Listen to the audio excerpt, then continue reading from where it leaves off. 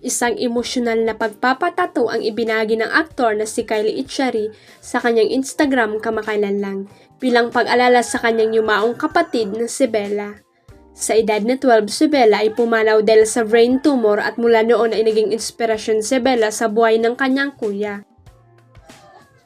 Sa kanyang Instagram post noong October 9, ipinakita ni Kyle ang kanyang bagong tattoo na ginawa sa isang tattoo shop sa Barcelona, Spain.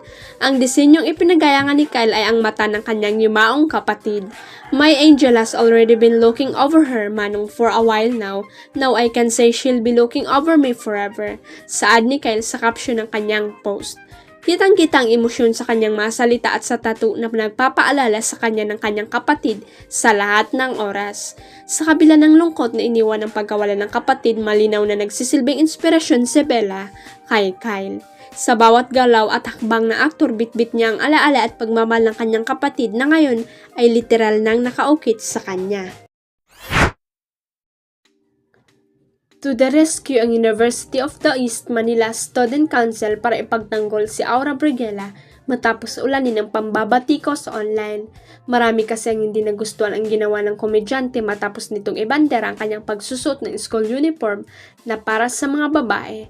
Proud kasing nirampa ni Aura ang kanyang pananamit sa Instagram kung saan nakasuot ito ng palda. Sa comment section ay makikitang marami sa mga netizen ang hindi sang-ayon sa kanilang nakita na pagko-cross-dress ng komedyante. I have no issue of you being gay, but you should wear a proper uniform according to your sexuality. Just saying, no prejudice, saad ng isang netizen. Talak naman ang isa kay Aura, are you not ashamed wearing girl's uniform, knowing that you're not a real woman, a living example of well-educated but not totally mannered? Wow, alay dyan sa UE, sabi naman ng isa. Agad naman naglabas ng official statement ang US Student Council at labis na kinundi na ang ibinabatong gender discrimination kay Aura. Everyone deserves a safe and inclusive environment where no one is left behind or discriminated against, regardless of their identity, saad sa naturang payag.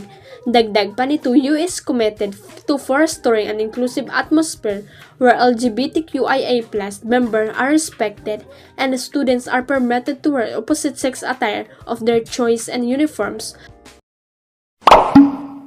Huwag kalimutang i-click ang subscribe button at i-ring ang notification bell para sa latest at legit chika updates.